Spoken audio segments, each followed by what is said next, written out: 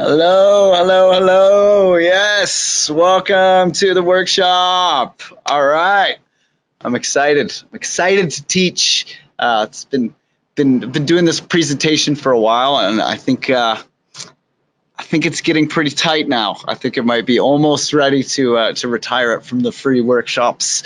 But yeah, I'm really digging it. I'm really digging it.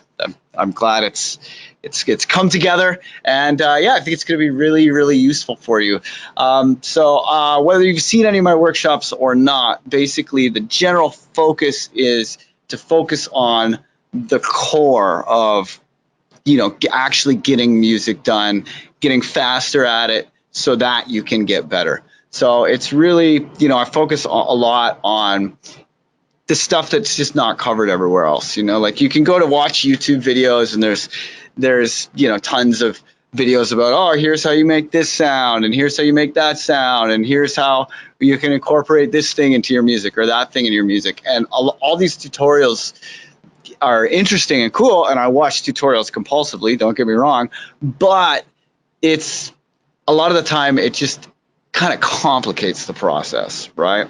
And makes it more and more demanding.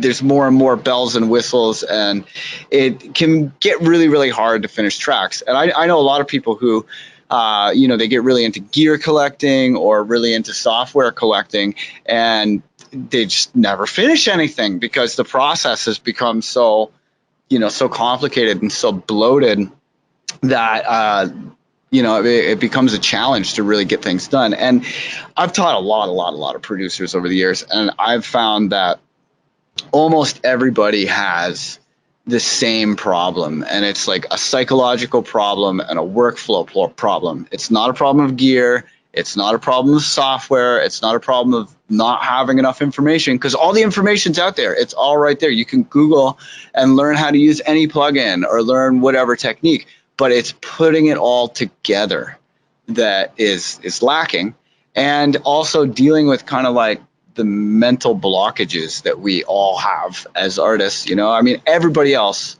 wants you to kick ass and make awesome music. We're all waiting for that. The whole rest of the world is waiting for you to just totally make kick-ass music. We're all in your corner. But we all have this like demon in the back of our mind that's like, oh, you're not doing it right. It doesn't sound like your hero, blah, blah, blah, blah, blah. Just filling your brain with like doubt and hesitation. And it's hard to get past that. It's hard to get through that. And, I went way down that rabbit hole when I first started producing. I went way down the rabbit hole of writer's block, and it sucked. It was miserable. I was really depressed until I did a collab with another producer who was doing it professionally and had made a bunch of tracks before. And he was just like, hey, man, calm down. I'll show you the workflow and it'll be fine. And then once I learned the workflow, once I learned from an experienced producer how it all fits together, man, it just made my life so much easier. So I had always wanted to share that with people, and I always did. And basically, over years of doing that, I've put together a few workshops, and this is the latest and greatest, the baddest, the best there ever was. This is the workflow, and this is all about using templates and recipes to achieve maximum output, so you can learn to make music faster, because you learn faster when you produce faster. So this is all about high-speed music production to achieve maximum quality, okay? All right, so the presentation usually runs about 2 hours, sometimes longer, sometimes shorter, depending on how verbose I'm feeling. And my wonderful friend Dave from Harmonic Planet is going to be answering questions in the chat there. You should see a little questions thing where you can type into the question box and get your questions answered. Oh, we got some class of 808 in the house, big up. And then I will do my best to answer some of the questions verbally at the end. But yeah, if you could just hold your like lengthy questions till the end, there'll be a question period, and I will answer all your questions at the end. All right. Are you ready to learn the workflow? Type yes into the question box if you're ready to start. Oh yeah! Oh yeah! What up? What up? All right. Oh yeah. It's like full of homies tonight. Wicked. Cool. All right. Hi everybody.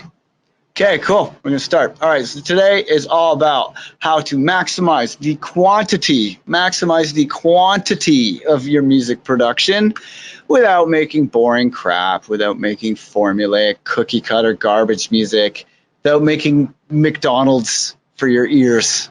Okay? How to make lots of good music, not lots of crap. How to make lots of good music. And if you stick it around to the end, there will be downloads, including these slides. Yeah. All right, word up. So my name is Dylan. I'm professionally known as ill.Gates. I started sampling farts on a little battery-powered keyboard when I was 7 years old. And I was like, yo, this is fun. I love sampling. I love devices that make beeping noises. I'm all over this. And then I started DJing by the time I was 13 and played all kinds of raves throughout high school, came to the big city with stars in my eyes, ready for the big time, and walked up to be totally mocked by the biggest booking agent in town. I rocked up with like a resume and a mixtape, and I was like, yeah, I played all these parties. I'm ready for the big time. And they just laughed in my face. They were like, no, you're not.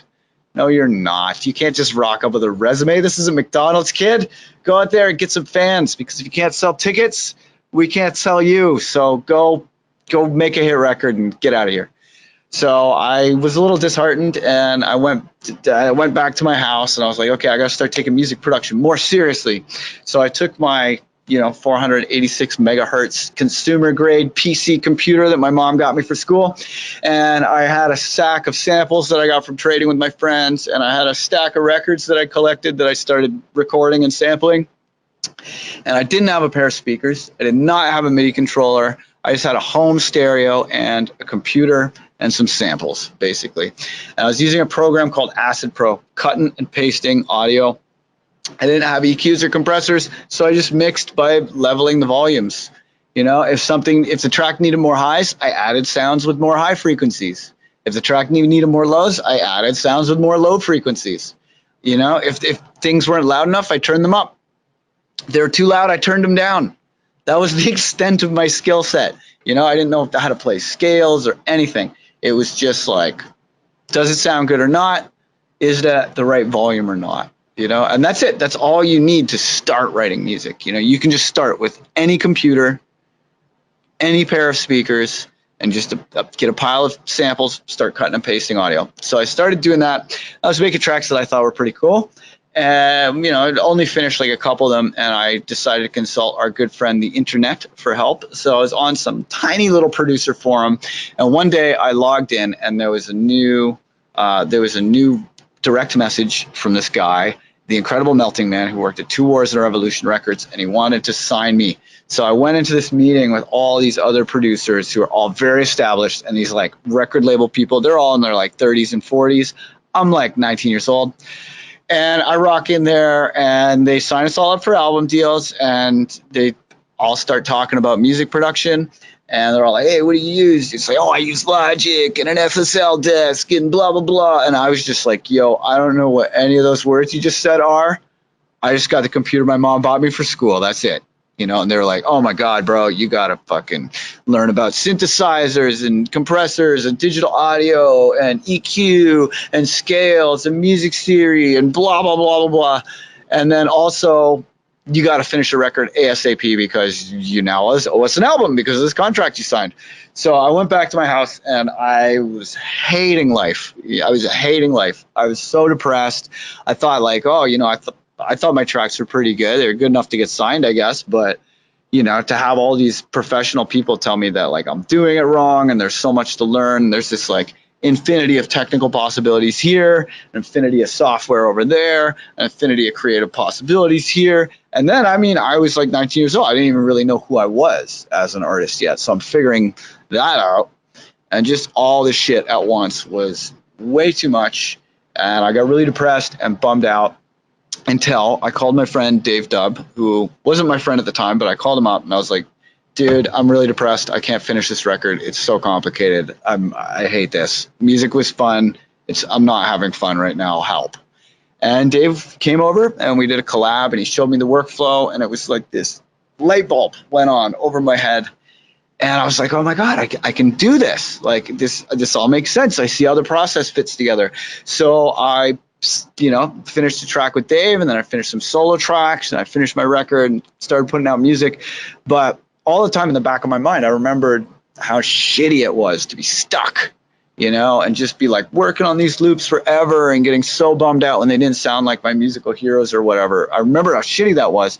So I'd always try to help other people out of that. And that turned into me mentoring people. And, I would just do afternoons, like get on my bike around, give people music lessons and stuff.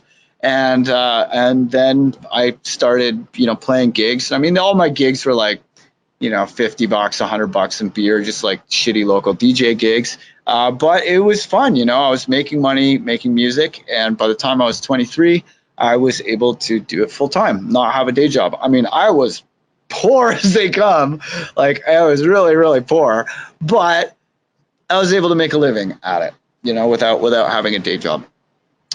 So then that led to me because I mean, the main thing, the great irony of music making, right, is that no one actually pays you to be in the studio working on your own music. And the amount of money that you get from royalties is almost nothing. Like if it's either nothing or almost nothing. Like you have to actually like have a track in like an ad or something, or like in a movie before you really get paid for it. You pretty much don't make any money making music. But there's a lot of other things that you can do that are, like making music for ringtones or teaching people or making Ableton templates. So one of the things that I hit on early on, about 2006, was I started making the first ever commercial Ableton templates. And I just had a YouTube video, and under the YouTube video, there was a link, and it said, hey, if you want this template that I just showed you in the video, give me $50 with PayPal, and I will send you the template. And suddenly I had a business. And if you are trying to support yourself as a musician, that's literally all it takes. All you need is a YouTube account and a PayPal account. It's not pretty, but it's a start, and you can start. So my teaching business really started with that. And then next thing you know, because there wasn't anybody else doing commercial Ableton templates, all these big artists are hitting me up, like, Rabbit in the Moon, Pretty Lights, Beats Antique, String Cheese Incident, Yoto. They're all hitting me up, asking me all these nerdy questions. And I, just explaining stuff to them again and again and again. So I got better at explaining it, better at like explaining things kind of professionally. And then eventually Amon Tobin asked me to put together an Ableton pack using his sounds for a release that he did with Eskimo. And it was Eskimo Amon Tobin. They asked me to do it. So I have my ways of doing things. And one of the things that I'm kind of most known for, other than Ableton templates, is this technique called making 128s. And this is a technique where you take a whole folder of samples and you put it into the sampler and pick them with a knob or pick them with different keys on the keyboard, and it makes your life a lot easier in many, many ways. I'll get into 128s later, but it makes your life a lot easier in the studio. So when I shared this video, it really blew up, and that led to me teaching at the School of Audio Engineering all over Australia. It's a big international audio school, but I taught there too. And now I'm an official artist for Ableton, Isotope, FabFilter, Keith McMillan Instruments, Dave Smith, Make Noise, DJ Tech Tools, Roland, like tons of these companies support me. But I never went to school for music at all. And I'm not Ableton certified at all. I'm literally just a guy who rearranged his life so that he could do music all the time. And that's what it takes to be a musician. It's far less about talent than it is about making the necessary sacrifices to give yourself enough time in the studio to make music. That's the name of the game, and so many people think that you can just like spend money on something and be a musician. No, you actually have to write music. Like, shocking as that may seem, you actually have to write music, and that takes time. You need at least 1 day a week to do it. But if you can get yourself 1 day a week, one like full afternoon, you can start making music, and you can start finishing tracks. A lot of the best tracks, you finish them in an afternoon, so that's really what it takes to get yourself in the studio. So this is basically the history of how I was able to spend all the time in the studio that it took. And along the way, I made 5 full-length albums. I've released over 200 songs, been in the top 10 for iTunes electronics many times. Released tracks with Bass Nectar, Excision, Apache, Mimosa, Pretty Lights, Iodo, Eskimo, Beats Antique, Amon Tobin, Cold Cut, tons of people. And yeah, had a lot of fun doing it. All right, so one of the big take-home lessons from, you know, because I mean, we all have these kind of romantic ideas about what a career as a musician looks like, right? And it's, you know, if you watch any of those documentaries, it's like, you know, you're struggling, and then you have a hit record and it gets on the radio, and suddenly people are just rolling out the red carpet, and it's just like nothing but net, you know, just making so much money, making hit records, and there might be a bad breakup or two or a drug habit, but it's just like you're just winning the whole time. That's totally not what it's like, you know. A realistic career as a musician, you got to be mindful of 2 different approaches. There's, on the one hand, there's the panda approach. And the panda approach, this is like, you know, only depending on one thing, you know, like hit records, right? If you watch the movies, it's like hit records. That's what gets you a career.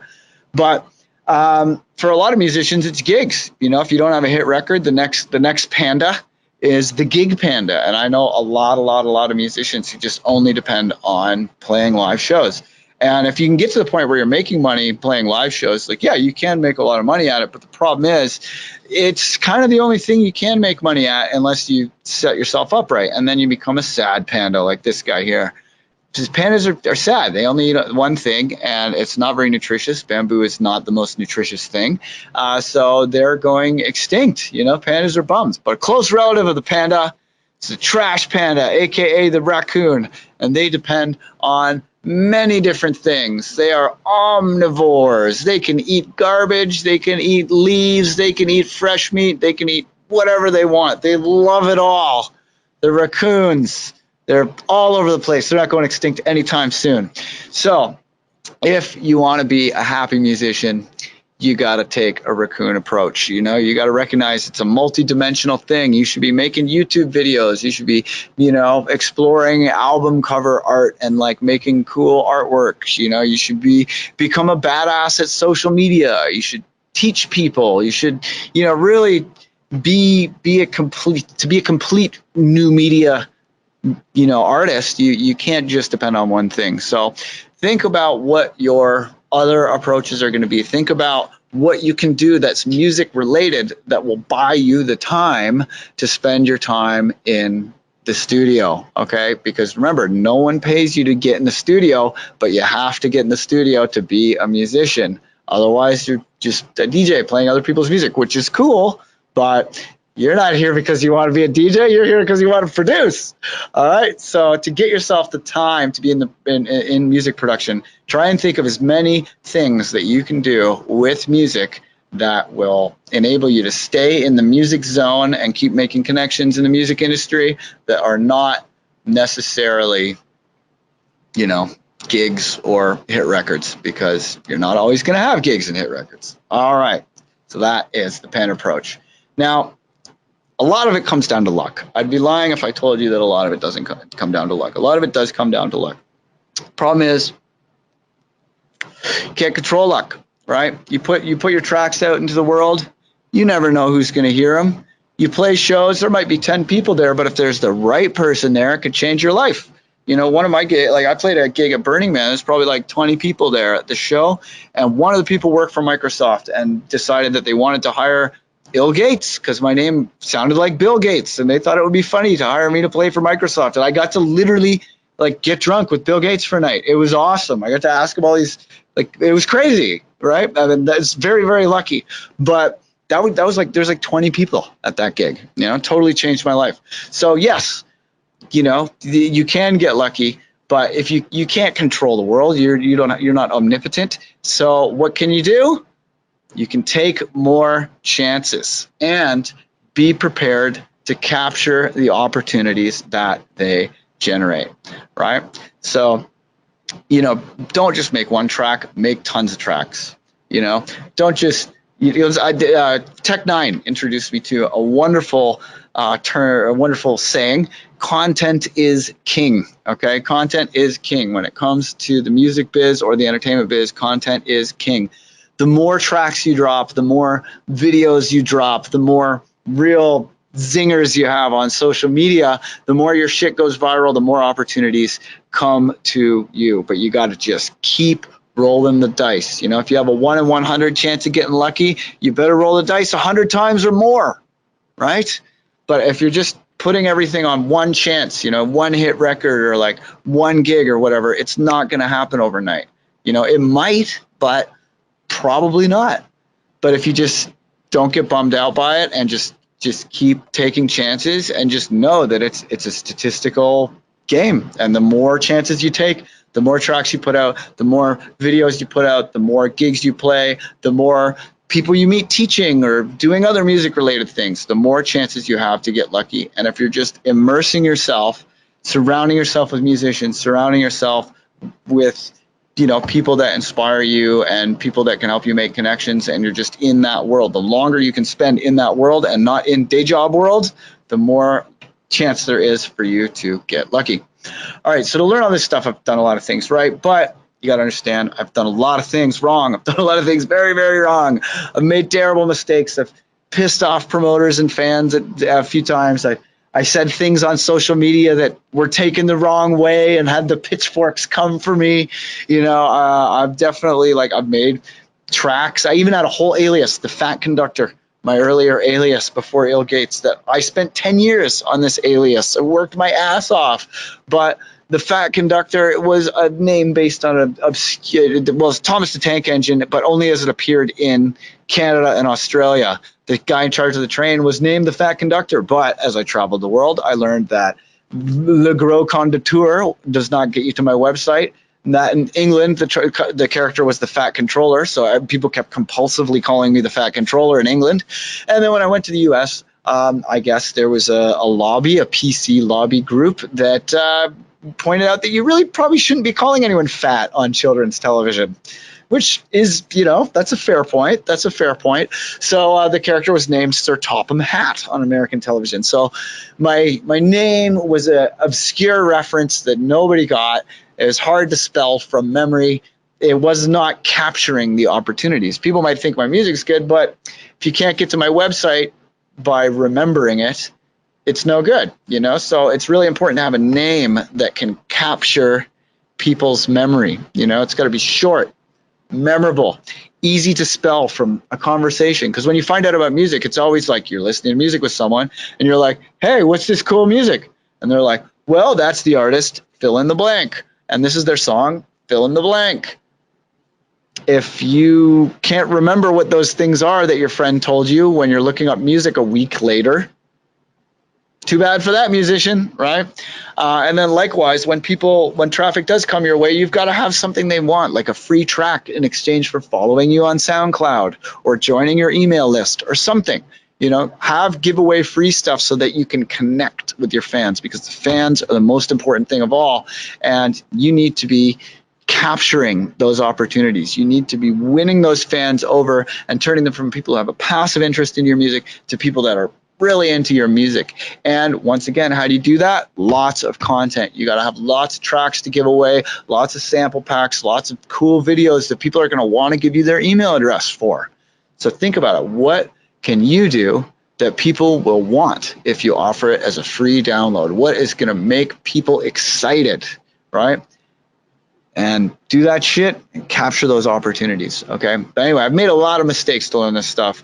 Learn the stuff all the hard way, but you get to cheat and learn the easy way. Yeah, way better.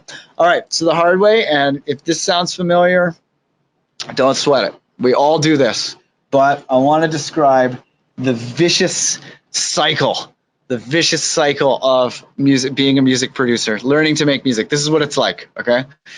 Let me know if any of this sounds familiar. All right, so you sit down, you know you want to make, like, you listen to music, you're like, this is great, this sucks, this is great, this sucks. I got to turn down the suck, turn up the awesome. That's what I'll do. So you sit down and you want to make the perfect track, okay? So you sit down, you're like, I'm going to make the perfect track, but If you're working without a plan, you just start spinning your wheels.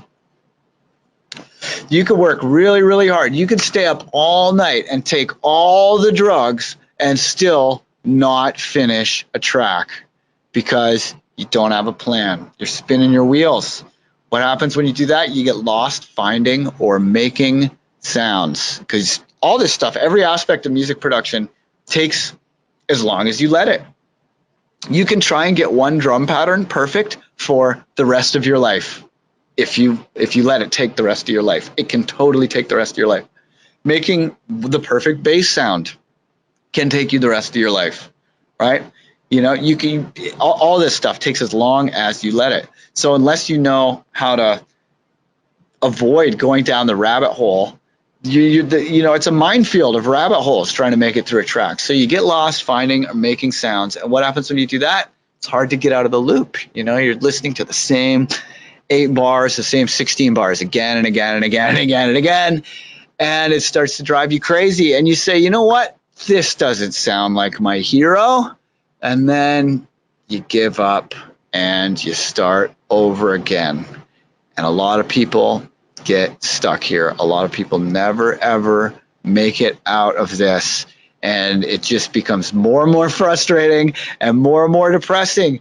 And we just want to make awesome music because we love awesome music. We know what awesome music sounds like. We can hear it in our head, and we just want it to be as dope as that. But this cycle happens, and you end up miserable. You end up miserable. Why? Why do we do this to ourselves? Why? I've asked myself this question many, many times, and I've worked with a lot of different music producers, and I think I have figured it out. There's a series of limiting beliefs that are basically rationalizations given to us by the ego, and they're basically rationalizations of fear and ego that stop us from getting out of that vicious cycle. Okay? These limiting beliefs, they all sound rational. They all sound totally legitimate. And I want you to know that I've held every one of these limiting beliefs I used to believe at one point in my life, and I had to learn that they were holding me back. I had to break through the ego and the fear that was holding me back and really see the truth, you know, and recognize that I was wrong about these things, you know. And it's okay. It's okay to be wrong. It's okay to be wrong. We're all human. We're all, you know, we all make mistakes. And if you notice that you're wrong, you shouldn't be threatened by that. You know, if you find out that you're wrong about something, you should be happy because you've grown. You know, I like to be wrong all the time, because anytime I find out that I'm wrong, I've learned something, and then I can be better for learning that, you know. And like, nobody expects you're not born knowing everything, you know. Nobody expects you to just be magically know everything. And I never judge people about whether they're right or wrong about a particular detail, especially when it comes to like a piece of information, like being right or wrong about that, like whatever, that's not important. Like, I judge people on like, are you a compassionate person? Do you try to be good? You know, are you thoughtful? Do you apologize when you are rude to someone? You know, stuff like that. Like, yeah, you can judge someone on whether they're like a sociopath or whether they're like a kind person. That's a criteria to judge someone on. But, you know, are you born knowing everything about music production? Fuck no. You know, so it's okay to be wrong. It's okay to be wrong. And the sooner you can like learn to be cool about that, the sooner you can start like breaking through the wall of fear and ego that is holding you into that like unproductive bummer zone of getting depressed and not finishing things, okay? Because it's ego and fear that's holding you back.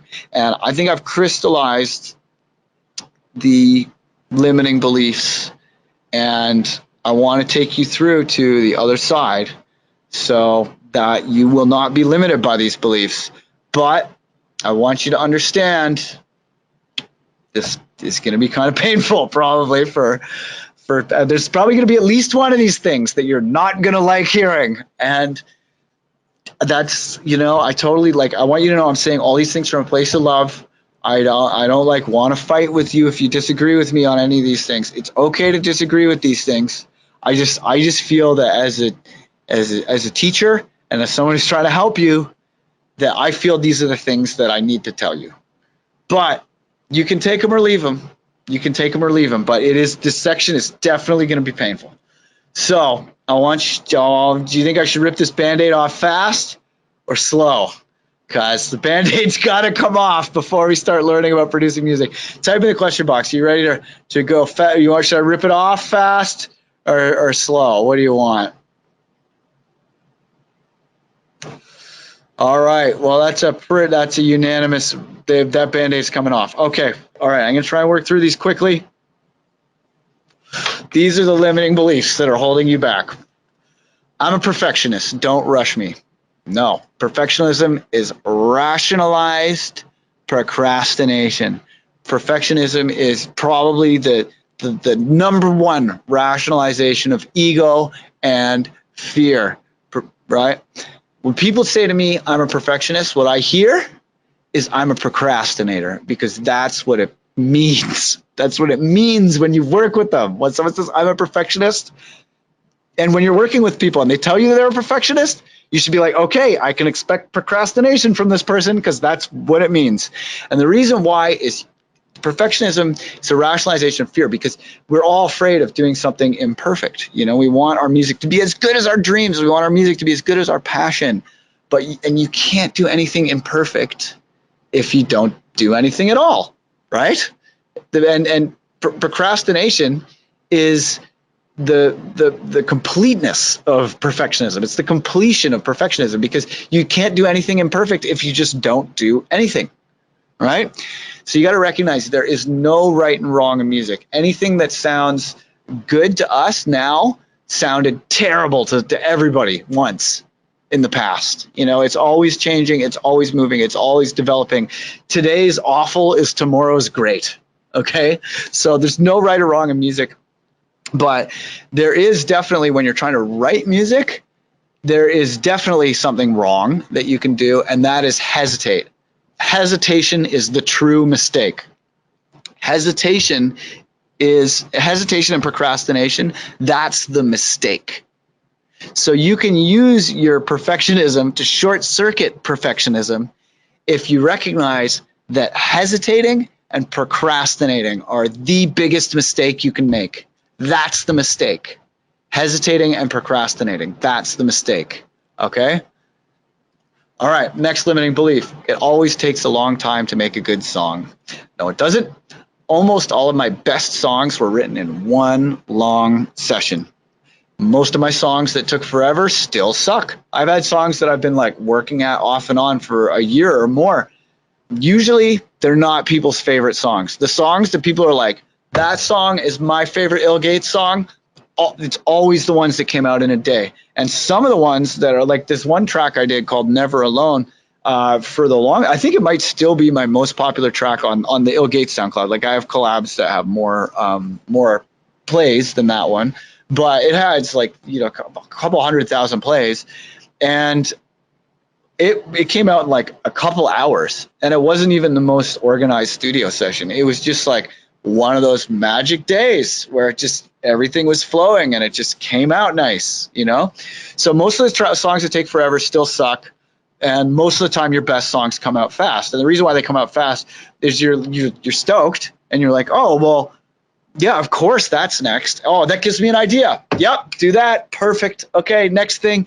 And you're just in the zone, and you just make the right decision one time after the other, because it's obvious to you what to do next. Some ideas are like that. Some days are like that, and it's really kind of getting your mind ready for those days when it just flows through you, that's much more important than trying to learn how to perfect everything, because you can't force perfection. You just have to allow it to come through you, Also, when you're doing a mix down, I used to think that, doing a good mix down meant using tons of plugins and doing all these little tiny processes and stuff.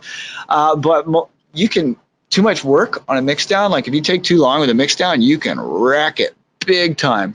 And even if you do get your tracks perfect, over time, you're going to disdain your songs from like a year ago or even like a few months ago. You'll be like, what was I doing? This is clearly the work of an amateur. I'm amazing now. I was terrible then. And then like 6 months go by and you're like, oh my God, what was I thinking 6 months ago? Because you're learning, and you should always feel like that. You should always feel like that. That's normal. It just means you're learning fast. You want to learn fast, right? So you got to recognize that even if you get a track done to the utmost of your ability, as good as it can possibly fucking be, 6 months from now, you're probably not going to like it anyway. All right. I need to think carefully about every step of the process. This is a trap. You write music by doing, not by thinking. All thinking does is cut you off from your emotions.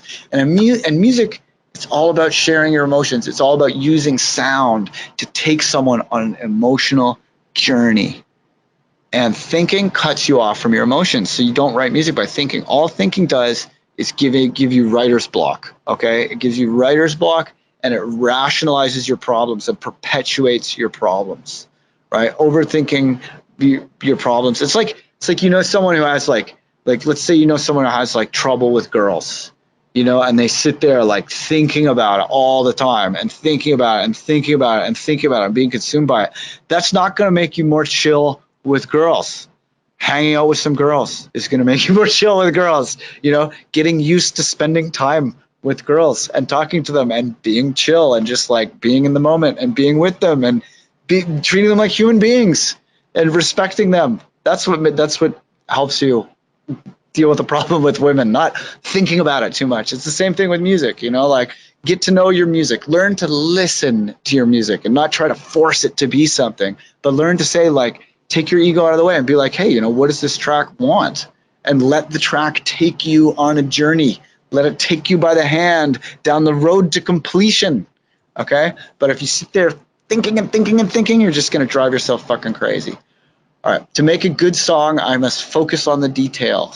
No, nobody ever listens to all of your parts individually. Details usually detract from the composition, especially when you use them too early in the workflow. I love adding details. It's one of my favorite parts. Okay, but if you add the details too early, you develop like unhealthy emotional attachments to your parts, because your number one tool when writing music is the eraser. Oh man, it's so much easier to write by taking away than by adding.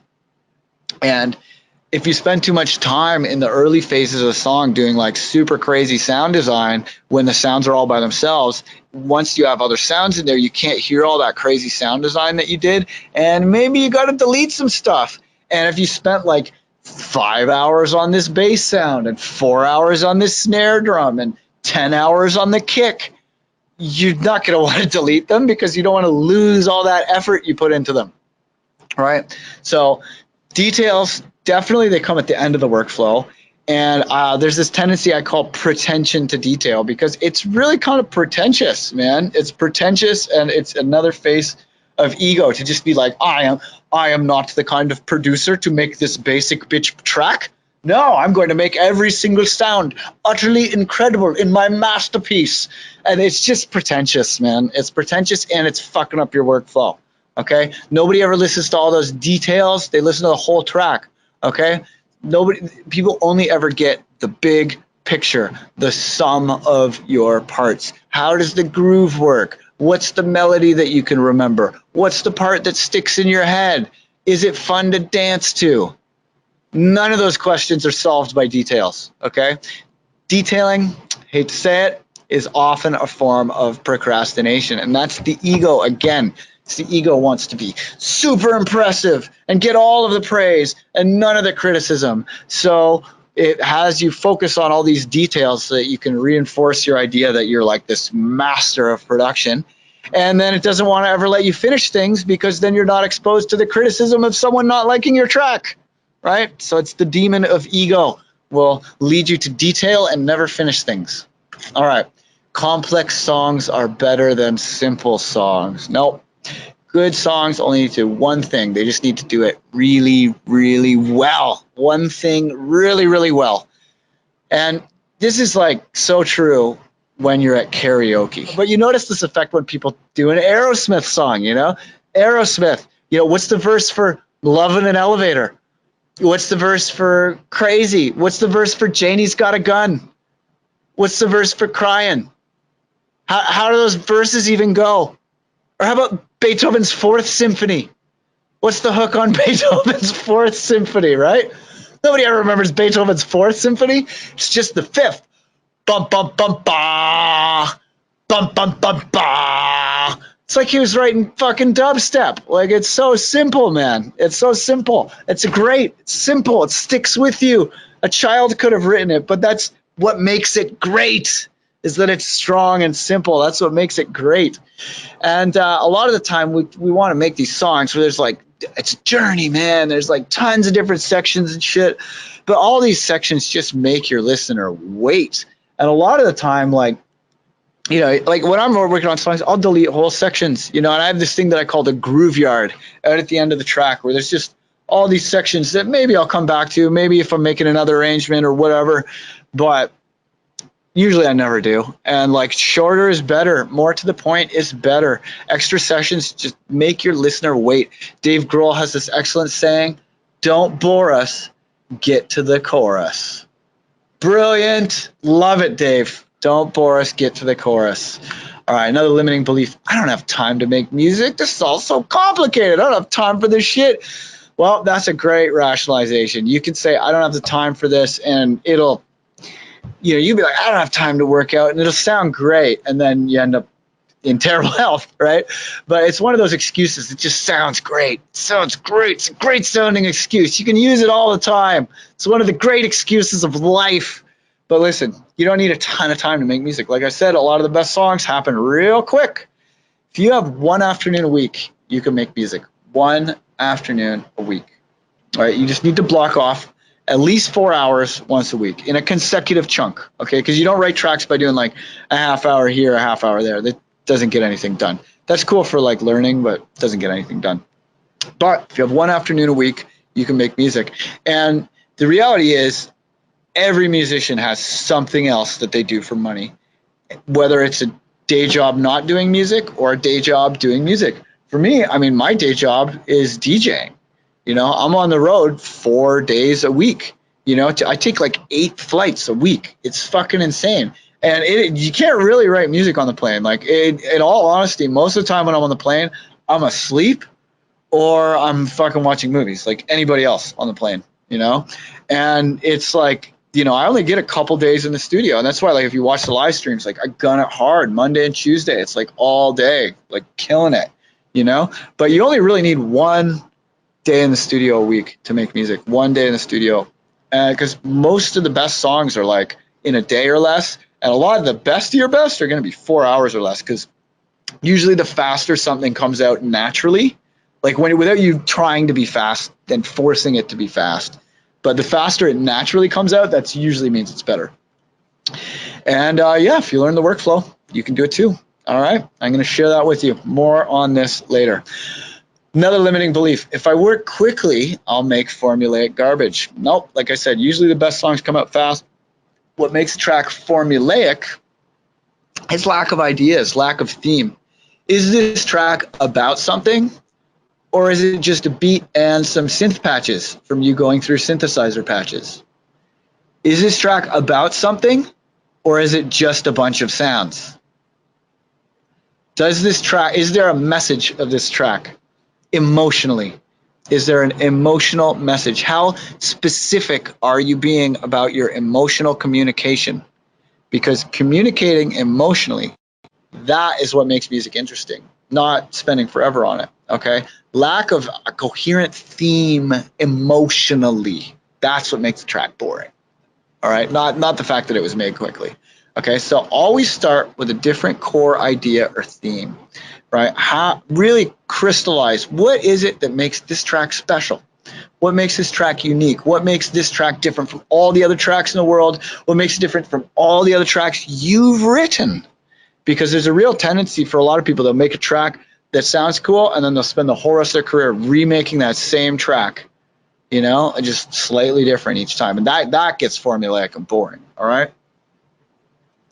But you got to have a coherent idea or theme, a different core idea or theme. What is that track about? Is the track about something or nothing? If it's about something, it'll be interesting. If it's about nothing and it's just you going, look what I can do with a bunch of synthesizer presets, that's not going to be that cool. All right, so work fast. Don't give yourself time to overthink and get blocked. Just make sure that you have a different core idea or theme. And more on this later. This is very important. This is how to escape being formulaic. I'll tell you about that later. All right. I need to buy more gear and software. Oh my God, I can't even tell you how many times I've heard this one. No, you don't. Okay. Who are the ones telling you to buy gear and software? Is it musicians who are professional, who are making a living making music? Or is it people who are trying to tell you that you need to buy gears and software, like because they're trying to sell you some gear and software, right? Like it's always the ads. It's always the ads or the people who believe the ads that tell you that. But any musician who's actually doing it knows that you can kill it with an iPhone, okay? 99% of your favorite music, 99% of the music that made you want to make music in the first place was made on computers that are worse than your computer. Gear promises simplicity, but in actual reality, it gives you more complexity because you have another thing to troubleshoot, another rabbit hole to avoid, right? Gear promises simplicity, but actually it gives you complexity. Kendrick Lamar's Damn album, it's a great album. A lot of really good tracks on there. Many of the beats were produced on an iPhone, made in GarageBand on an iPhone, got a Grammy. That's a great record. There are timeless tracks on that record that will be amazing forever, made on an iPhone. I mean, the vocals were tracked in a real studio, but the beats were made in an iPhone. So when your eyes are open, you will see that gear obsession is a form of procrastination. And many of the people that you're going to meet who are really, really into gear, not going to be finishing a lot of music. Most of the super gearheads that I encounter in real life and on the internet, like I go on Reddit all the time. I'm always on Reddit. But the synthesizer Reddit and like a lot of those other Reddits, nobody's fucking finishing anything. They're just playing with their toys, you know? So gear obsession is often a form of procrastination. You can make great music with like a computer and nothing, okay? I have trouble staying focused for long enough to finish. I have ADD. It's hard to stay focused, okay? Well, here's the thing. Finishing things is inherently exciting. Making shit is an inherently exciting activity. What's making you bored is not finishing your work, okay? It's like abandoning a meal halfway through cooking and complaining that you're hungry. You're not going to be hungry if you finish cooking, okay? You also might be forgetting to have fun. It's easy to take the shit too seriously and to just not do any fun stuff. Like put some goofy sounds in there, break the rules a bit, sample your dog or your dishes, you know? Have fun with it. Another limiting belief, I can't afford to be a musician. Nonsense. I knew a guy who was a couch surfer who was releasing music regularly. He didn't have an apartment. He didn't have a MIDI controller. He didn't have monitors. He didn't even own a computer or an iPhone. This was before iPhones. This guy was literally a crystal meth addict, and he was homeless, but he was a pretty cool guy for the most part. Real charming, sociable fella. And people would say, hey, man, you're really cool. I like your music. Stay on my couch. And he would stay on their couch and be like, can I make music on your computer while you go to work? And they're like, yeah, if you can get it to work, fuck it, sure. And they'd go to work and he'd take out his stack of burned CD-ROMs, didn't even have a hard drive, took a stack of burned CD-ROMs and he would set up Acid Pro on their computer and just like smoke cigarettes and do drugs all day and make amazing music. And he was on a record with Aphex Twin. He was on a record with Aphex Twin. Didn't even own a hard drive. Okay? So saying you can't afford to be a musician, it doesn't even make sense. You know, I got signed for music I made on a home stereo with just an entry-level 486. It wasn't even a 1 megahertz computer. It was a 486 megahertz computer. Okay? It's like saying you can't afford to exercise. Doesn't make sense. Doesn't make sense.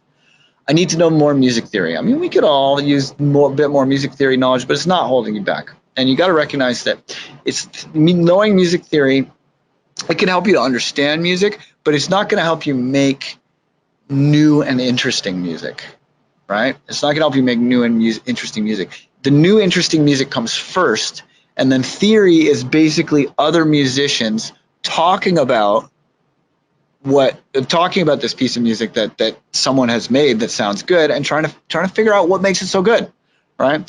So much of jazz theory, for example, came as a reaction to Chopin. All right, Chopin came first, then came jazz theory. So there's no right and wrong in music. There's only what sounds good and what sounds bad. And good and bad are subjective. They're entirely subjective. And they change all the time. Like what sounds bad today is going to sound good tomorrow. What sounds good today is going to sound boring tomorrow, right? Trust your ears. It's your music. Your music. Trust your ears. Your goal is to make something that sounds good to you. You don't need to ask other people if it sounds good. If you're like, this sounds amazing, I love this, then you're doing it right. If you're like, this is okay, then maybe there's something that can be improved. But if you're like, yes, then yeah, you nailed it, okay? All right, you have to be an expert to make good music. This is a really big one. I used to think this. You don't have to be an expert at all right? Often the best music is made by amateurs and experimenters. And think about it. Think about the band. Like, there's lots of different bands, but think about bands. A lot of bands, their best record is their first record. And then after that record, they get worse and worse. And when you think about it, if the record was what made them famous, then they weren't famous before that first record. So they were, by definition, amateurs when they made that breakthrough first record that made them famous. And then when they became professionals and when they became experts, they made nothing good ever since, you know? And that's because, like, when you're an expert, that means you're sticking to what you know.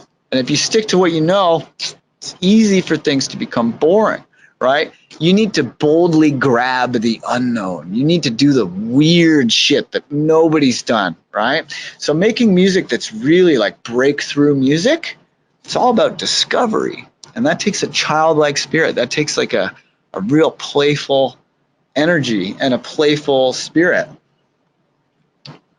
That takes some, that, you know, like you can't give too many fucks. You can't give too many fucks. You gotta have a fuck-free attitude to go out there and discover, you know, the unknown. And you gotta break the rules. You gotta break the rules, right? So a lot of the most defining characteristic sounds in electronic music were discovered by accident, right?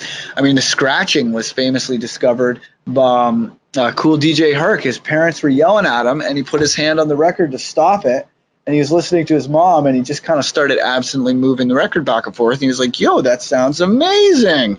And then scratching was born. The 808, if I say 808, first thing you think of is bass, but the 808 is a drum machine. If you were reading the manual, you would have never used that kick drum sound as a bass sound, okay? But if you turn the decay up on the kick drum so it makes a really long kick drum, and then you sample it, then you can play a bass line on it. And the 808 became the bass nowadays. But the bass, it's not a bass, it's not a synthesizer for bass. It's a drum machine, right? The 303, the noise, the squelchy acid synth that birthed the acid house movement that took over England and gave us raving as we know it. That was made on a bassline synthesizer, not on a lead synthesizer. The TBL, or the TB303 is as a bassline machine, and it was some dudes in Chicago were like, hey, what if we turn all the knobs up and pitch it up high and make it sound like rubbing a balloon, right? Then the 303 was born. So a lot of the biggest sounds are from misuse of gear, from breaking the rules. Also, when you get too serious, sometimes it's just a little too serious for people. And, you know, there's a lot to be said for like lighthearted music, you know. And I used to know this promoter named Tiga. He made a lot of really serious electro for a long time, and he was always Tiga the promoter in Montreal. And one day he had a guest in from out of town, and they decided to do this remix of Sunglasses at Night by Corey Hart, because they were like, oh yeah, it's got a synth riff, this will be fun. And they made this remix as a joke, and put it out as a white label, and that blew up and made Tiga's career. And for a while he was like, oh, that's not my best song, I don't know. But then people grew to appreciate his other music. Same thing with Bauer, with the Harlem Shake. That's not the best Bauer tune at all, but when that Harlem Shake YouTube craze took off, boom, everybody knows Bauer, and now Bauer has a career, and now people listen to his serious music. But it was the lighthearted, goofy, playful music that made his career. So it's important to pointedly be not an expert, to hold on to what the Buddhists call beginner's mind, and to not let your expertise cut you off from the magic. All right, another limiting belief. I want everyone to like my music. We all have some form of this. Even if you make like weird ass alienating music, you want someone to like it. You want someone to be like, I am the weirdo you made this music for. You know, that feels good, right? So, but you know, not everybody's going to like your music. You have to recognize the reality that not everybody's going to like your music. So don't try. And to my ears, the most popular music, like the music that just statistically gets the largest portion of the population, I'm like, oh God, kill me. This to me sounds terrible. Other people like it, but like Justin Bieber and stuff, or like Katy Perry, that's just like Two Girls, One Cup, you know? Like every time I hear one of her songs, the first time I hear it, I'm like, thanks, Katy, that's in there forever. Like, she's nice and a good person, I'm sure, but like her songs are, oh, dude, they're in there forever. So a lot of that stuff just bothers me. You know, I'll be like, anytime that my world is quiet, Katy Perry lyrics just start invading my thoughts. But yeah, so music for everyone. It's music for no one specific. You know, so a lot of us, you know, even if we're not trying to make music for everyone, we're trying to make good music. But when you sit down, you're like, I just want to make something good. What does good mean? Good, when you're like as a functional belief, when you're in the studio, good usually means something that sounds like what I already know. Something that sounds like my list of heroes. Something that sounds like my favorite music, right? But you're not going to tap into the magic. You're not going to go outside your comfort zone. You're not going to break the rules by trying to make good music. What makes music like breakthrough, like, because what makes music last through the years, and then it's some kind of a breakthrough, some kind of a real breakthrough achievement. And you don't have a breakthrough if you're just trying to follow the rules and follow the template and, you know, do cookie cutter music. That's not how you have a breakthrough. Okay. You got to do something different. You got to do something wild and something unusual. So instead of aiming for good, I don't aim for good, because good manifests itself as unoriginality. Instead, I like to aim for something absurd, because absurd is like extreme and crazy and like outside of the box, you know. And absurd, it's like creativity having fun in an extreme way. That usually yields something that's actually good in retrospect, right? So I like to aim for the absurd. Stop trying to make everybody like you and start trying to go outside of the comfort zone. That's what makes music actually good in the long run. I need my songs to be epic, bro. I want them to just be huge. The journey with all these different sounds is like crazy, man. Nobody's made music like this. It's going to be epic. All right, we all have that in the back of our head. But if you had epic to fail, you get an epic fail, okay? Don't try and be epic. What happens when you try and be epic for the sake of epicness? Look at Guns N' Roses' Chinese Democracy album. Axl Rose spent $13 million on production for that album. Not on marketing, on the production budget was $13 million they spent. And it is the worst Guns N' Roses album on anybody's list of Guns N' Roses albums. It is dead fucking last. That album is a big, expensive, stinking pile of poo. Okay, you want to make an epic song, say something epic. Strong feelings shared elegantly. You know, use the least amount to say it perfectly. Use the least amount of words to say it perfectly. And I'm using words as like a metaphor here, you know, words as in musical things. But say something perfectly using the least amount of stuff. That's what makes something timeless and epic. It's being direct and elegant in your communication. Elegantly sheet, maximum emotional impact, minimal amount of stuff. That's what makes something epic.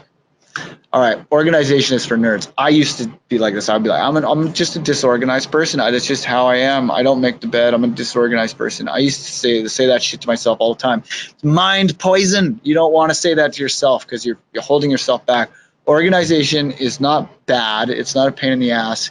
It's good. It's for people who get shit done. I'm not an organized person. I had to learn how to do it. And the sooner you can learn to like front load the organization, you're avoiding work stoppage. Okay, you're avoiding work stoppage.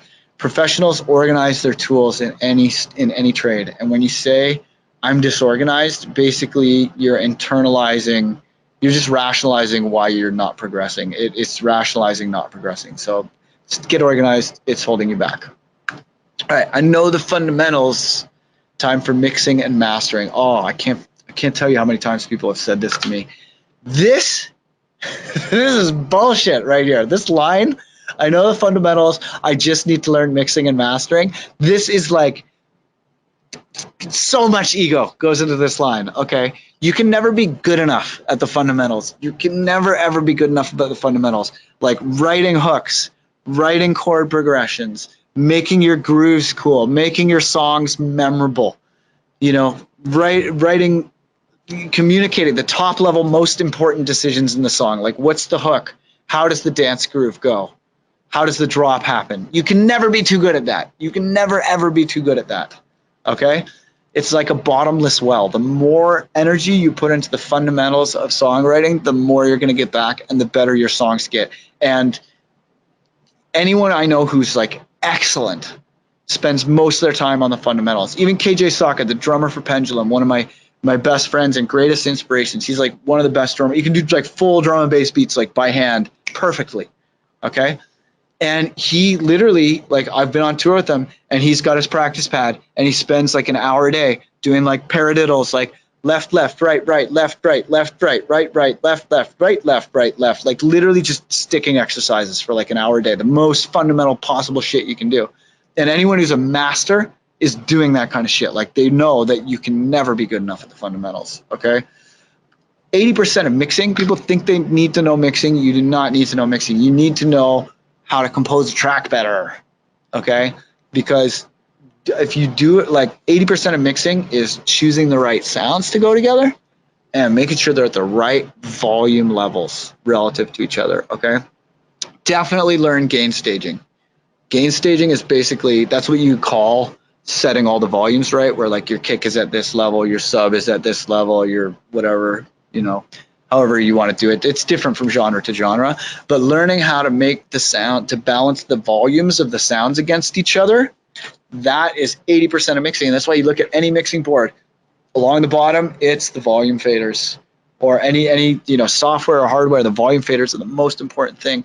But you know, it's like, it sounds boring when you talk about gain staging, and there's no like magical gain staging plugin that you can like forward on Facebook, and everybody goes, "Oh my God, did you hear about that new plugin?" Like people don't jaw off about it because it sounds boring.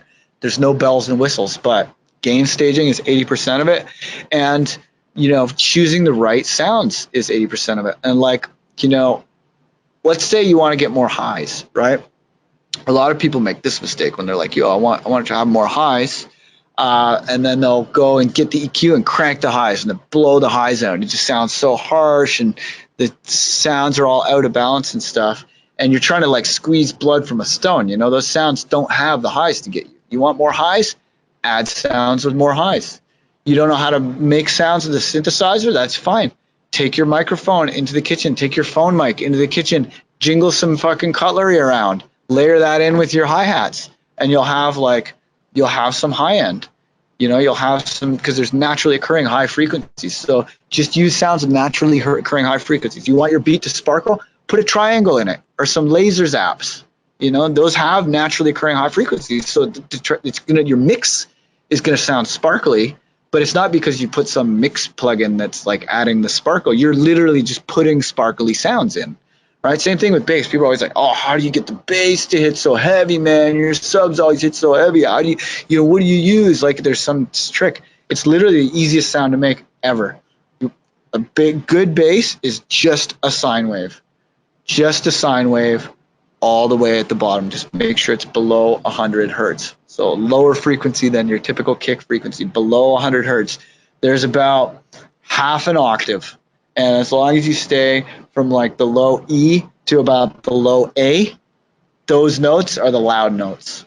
So make sure you have a sine wave, hit those notes between about E and A. That's the golden bass zone. So make sure that your main bass note is between E and A and put a sine wave, make it 6 decibels quieter than kick. That's all you got to do. Oh, so you want to know the most important thing that I learned in all of this? Do you want to know the most important thing? If you're ready, type yes in the question box.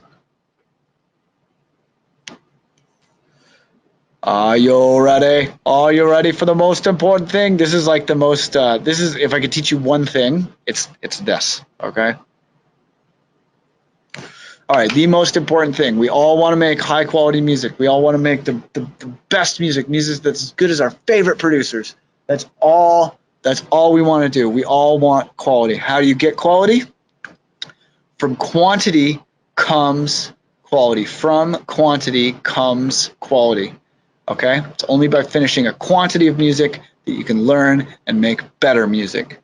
So that means the most fundamental skill is not learning about digital audio quality. It's not learning about scales. It's not learning about music theory. It's not learning how a synthesizer works. It's none of that. The fundamental skill, the first thing to learn is finishing. The first thing to learn is how to finish. You can make something simple that sounds finished. You can literally make a track just by cutting and pasting audio and setting the volumes right that sounds finished. Okay? Then once you've learned finishing, focus on speed, because speed of finishing gets you quantity, and quantity gets you quality. So write this down. From quantity comes quality. Learn finishing first, then focus on speed. Most important thing I could teach you is that. All right, let's talk about perfection. The ceramics teacher announced on opening day that he was dividing the class into 2 groups. All those on the left side of the studio, he said, would be graded solely on the quantity of work they produced. All those on the right, solely on its quality. His procedure was simple. On the final day of class, he would bring in his bathroom scales and weigh the work of the quantity group. 50 pounds of pots rated an A, 40 pounds of B, and so on. Those being graded on quality, however, needed to produce only 1 pot, albeit a perfect one, to get an A. Well, came grading time and a curious fact emerged. The works of highest quality were all produced by the group being graded for quantity. It seems that while the quantity group was busily churning out piles of work and learning from their mistakes, the quote, quality group had sat theorizing about perfection and in the end had little more to show for their efforts than grandiose theories and a pile of dead clay. The quote, quality group had sat theorizing about perfection and in the end had little more to show for their efforts than grandiose theories and a pile of dead clay. This is from Ira Glass, creator of This American Life, excellent podcaster and radio presenter. Nobody tells this to people who are beginners. I wish someone told me. All of us who do creative work, we get into it because we have good taste, but there is this gap. For the first couple years you make stuff, it's just not that good. It's trying to be good. It has potential, but it's not. But your taste, the thing that got you into the game, is still killer. And your taste is why your work disappoints you. A lot of people never get past this phase. They quit. Most people I know who do interesting, creative work went through years of this. We know our work doesn't have this special thing that we want it to have. We all go through this. And if you're just starting out or you're still in the space, you got to know it's normal. And the most important thing you can do is do a lot of work. Put yourself on a deadline so that every week you will finish one story or one track. It is only by going through a volume of work that you will close that gap and your work will be as good as your ambitions. And I took longer to figure out how to do this than anyone I've ever met. It's going to take a while. It's normal to take a while. You've just got to fight your way through. Thank you, Ira Glass. I wish someone told me that. All right, most people think that there is one path to success and one path to failure, and you need to think very carefully about the path you choose. Well, that's not how it works. Successful people know that the path to success is through failure, not around failure, through failure. Failure is a necessary part of the path to success. A winner is just a loser who got up and tried one more time. So you can't be afraid of failure, you know. And I did this. I went to I mean, all this teaching stuff started with me on Patreon, and Patreon's very, very cool. It's basically like a crowdfunding subscription service for artists. Really, really cool. But Patreon, they had this workshop at the Patreon place, and I went there to go do it, and they had this exercise where they had this game where you had to, like, you know, it's like this rhythmic clapping game that was really hard. It was designed to make you make a lot of mistakes. And at first, we're trying to do this thing, and every time you make a mistake, you're like, fuck, messed it up. Okay, I got this. And then halfway through the exercise, they stopped us, and they were like, what happens when you make a mistake? And we're all like, oh, it sucks, you know. And they're like, well, why are you turtling up? Look at your body language. You're acting like you're afraid. You're acting like someone's going to hit you. You know, no one's going to hit you. Mistakes are part of learning. Mistakes mean that you know what not to do, and you're now better for having made the mistake. So when you make a mistake, try putting your hands in the air and going, yay, I made a mistake. And we were like, what? That's so weird. And then we tried it. And as soon as we did that exercise, the clapping and the rhythmic sequences of everything became super easy. And the learning became fun. And we were all badasses at that game, and like so much faster. It made everything so much easier. All right. So don't be afraid of failure. Because a fear of failure is a fear of trying, and a fear of trying is procrastination, okay? Don't be afraid of failure. Fail better. Embrace failure. Celebrate failure. Celebrate it. Take your ego out of the way. Take that fear out of the way and be like, yes, I failed. That means I learned. I'm going to be better next time, okay? So people who are successful, they have embraced a policy, a mentality called fail forwards, okay? And learning and growth depend on failure. So when you're failing forwards, the goal is to fail early, fail often, fail better, fail forwards. That's the slogan. Fail early, fail often, fail better, fail forwards. Fail, adjust, iterate, learn. My friend Shami came up with that acronym. I thought that was pretty good. Fail, adjust, iterate, learn. Fail early, fail often, fail better, fail forwards, okay? And since people have learned this, developed a philosophy called rapid iteration. And rapid iteration is a design philosophy that basically says if you want to make better things, you need to fail forwards, and you need to fail often and early and as quickly as possible. So iteration is like a version of something. So you know when you get a piece of software and it's like 1.0 and it's going to have a lot of bugs, and then 1.1 is going to have less bugs, and 1.2 is going to have less bugs. Well, each one of those points is like a version of that software. It's an iteration of that software, right? So think about the length of time between this candle and the light bulb. That's like hundreds of years, maybe thousands. And then between the incandescent bulb or the tungsten bulb and the energy saver bulb, that was like maybe 100 years. But between the energy saver and the LED, that's like maybe 10 years, you know, and we're getting better and better at it, faster and faster, okay? Rapid iteration needs a modular process. What does this mean? Well, it means we're going to take the process apart, right, to create a modular process. So an example that I like to bring up at this point is this famous aviation challenge in the 20s where they had this benchmark, and it was like, you know, fly 20 miles and back in 5 minutes or something. I forget what it was. But there was this big cash prize, and all these aviation companies were competing to try and do this. And the naive approach was to, you know, to really bust your brain trying to make this, design the plane, and every single one of the planes would fail the first time because it was hard. You know, they were trying to do something no one had done before, so they would all fail on their first try. And the company that won embraced a rapid iteration process, and they were like, yo, we're gonna fail. Failing is part of the process. So we need to test, we need to fail as often as possible, and we need to test all of the components of the plane separately.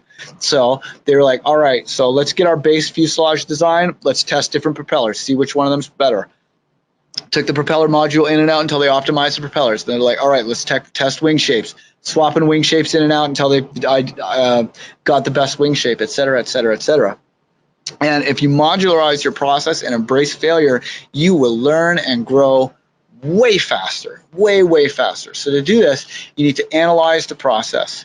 You need to break it apart into modules. Ask yourself what can be reused and what cannot be reused, and then organize yourself accordingly.